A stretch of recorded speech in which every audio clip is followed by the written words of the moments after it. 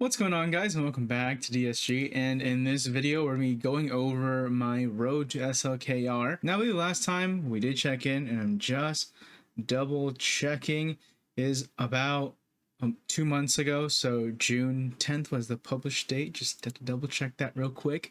But June 10th was the published date of our last check-in. So 2 months ago, since we're recording this video on August 1st.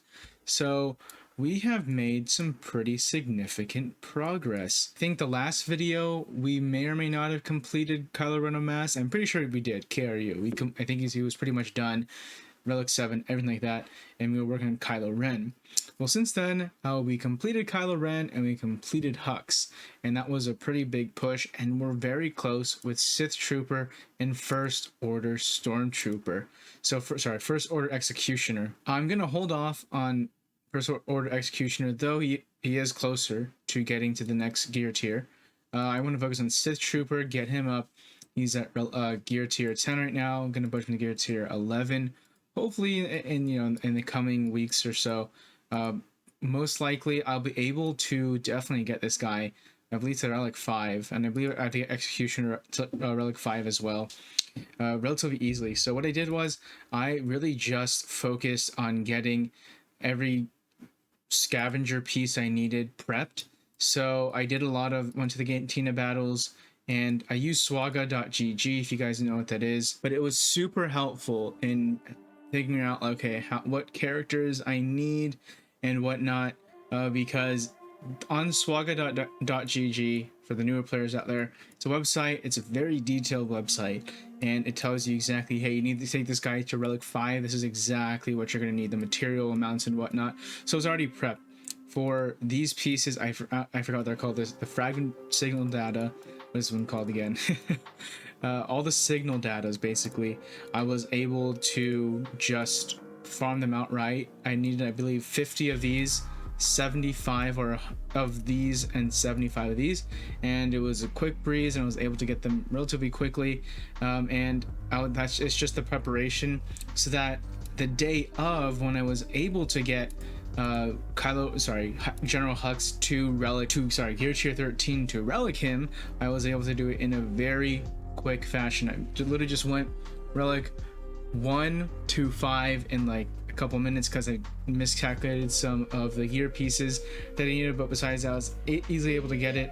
I got the Sinar pieces. That was one that was missing, and the rest was history, and it was super quick and super fast. And there's also a really good Google Sheet where you can check out all the best value in terms of relicking and scrapping and whatnot with the scavenger. And at this point, I have a lot. I have a lot to choose from, but of course, some things are better than others. But the bronze wiring and all these chromium transistors and stuff, I've pretty much completed everything that I needed for them for General Hux, and obviously he's Relic 5 right now. But these two guys, like I said, Sith Trooper, First Order Executioner, really quickly, you can go to swaga.gg and find out all their gear pieces that they need, so you're more prepared. So like, hey, maybe I want to think a lot more forward thinking. I want to start stockpiling this on some materials. It's the best way to do it, in my opinion. And I'm able to, like, in a more efficient fashion, gear up these guys and get the pieces that I need for them. But once I get Sith Trooper and First Order Executioner, I'll have a very, very solid First Order squad. Which also brings me to one thing. I started watching this guy. His name is AP Gaines, but he's very, very knowledgeable, and he takes a very different approach than most Swaga YouTubers do in terms of farming guides and whatnot. And I love how he didn't go with Phoenix and just kind of was like, you don't have to go that route. And you don't have to go Galactic Legends, because honestly, you're gonna do crappy in a lot of other game modes, because you don't have these other teams that you definitely do need. And it makes a lot of sense, because in this game there's a lot of obviously legendaries and whatnot that you do need, and obviously the GLs are kind of the biggest things to go for. But then, going for those GL teams means you're kind of spreading yourself thin in terms of progressing through the game and different events and whatnot, actually probably slowing down the most. So in all honesty, if I look back, I probably, if AP Gains had if I found him out earlier, or maybe had the videos out earlier in my Swaga career, I probably would have followed his path, because I love conflicting viewpoints, because it opens your eyes to obviously what the possibilities are, and not just, you know, this person said, and so everyone has to follow that person. And in DSA, because I play DSA too, we have that problem where one person, one content creator says something and everyone has to follow them, and if anyone questions that content creator, you're you know, the odd man out. But anyways, going back to Swaga, I liked AP Gains, and I think he should have, like, you know, 100,000 subscribers at this point. I love just like how raw cut and everything his videos are. They're definitely, you know, not gonna be the highest quality of videos, but they get to the point and they're very, you know, funny and whatnot. It's my kind of humor. Getting back to here, I do kind of regret a little bit going for these guys, even with the changes, you know, where Galactic Legends are going to be the, you know, the most important thing going forward, and how it's going to affect the free-to-play community and stuff like that. Well, for me, okay, I'm not going to be going against people with 4 million galactic power. I mean, you can see I haven't reached 1 million yet. That's not my worry. My worry is just trying to get squads going. And had I gone, you know, maybe gotten like a CLS and worked on the Empire team, worked on these other teams, I could have definitely had more of my journey guide complete. I probably would have had CLS. I probably would have had you know, maybe Darth Revan and Jedi Knight Revan, and a couple of these other characters here, a couple of these other legendaries, R2D2 as well probably, and working the Empire team. But because I'm going strictly for SLKR and really focusing on it, that's what's kind of changed my trajectory and kind of messing up a little bit.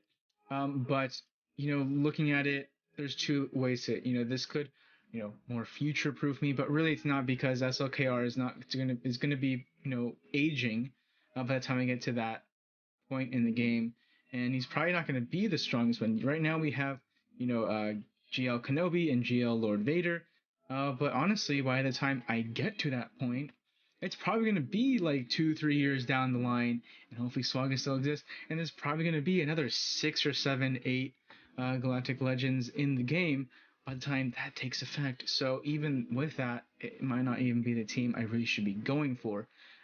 But to get through the game and get through the beginning parts of the game to really expand your roster and expand your usability and strength, I really do believe, you know, going with actually AP Gains' farming guide is probably going to be the quintessential thing for you to do, or the path that you need to do, because it's just such a useful path to go for, where you'll be able to do a lot of events, keep your footing, have a good balance, I believe, between light and dark side on your squads, and, you know, go and do that. So I think my message to you guys is, if you're completely brand new and you're still early, I maybe would put a break on going for the GLs. And I know, like I said, a lot of other people who do not agree with AP Gains, because I understand this viewpoint on it wholeheartedly, and I understand other people's viewpoints as well. But if you're a new player, it's really not going to affect you,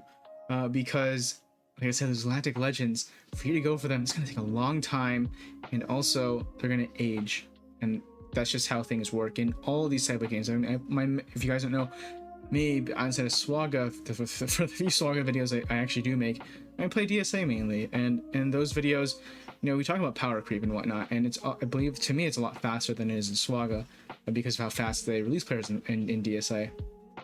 Anyways, that would be, like, I think my biggest advice is probably just to tone down going for the GLs, because I don't think it's going to be the most important thing for you to go for a newer player, and I think you're much better off going for some of the earlier teams like Commander Luke Skywalker, CLS, or something like that, to help you kind of get through the game. But we'll continue to make these videos because, one, I'm already doing them, and I just want to kind of show progress and stuff like that of where a free-to-play account can go. I just want to be an advocate for you guys, especially as a new-ish player at this point. I'm actually freaking heading towards a year. October 28th will be my 1 year, so I'm like already at 10 months, which is freaking crazy. But I think I've made some really good progress, and going towards SLKR. I'm still pretty stoked about it. Probably won't get them until January, honestly. Well, maybe a little earlier. Actually, probably earlier, just because of the pacing I'm going. I'm actually doing pretty well, I think, and I've already gotten done with the two out of the 3 like 7s that I need. So I think I'm on a pretty good path. But to get his ultimate and everything like that, all the extra side pieces for him, probably gonna be like more like a January, December pickup basically. So we'll see which GL comes in at that point, if there is gonna be another one at that time of the year. But hope you guys enjoyed this. Hope you guys understand my viewpoints, and to AP Gains, if you ever see this video, thank you for kind of showing me like a different path than what a lot of people in Swaga do. And I always love going against the grain, because you need friction to make motion, and that's how ideas and are exchanged, and I think we need more of it, especially in a community like this. Anyways guys, thank you so much, and I'll catch you guys in the next video. Have a good one.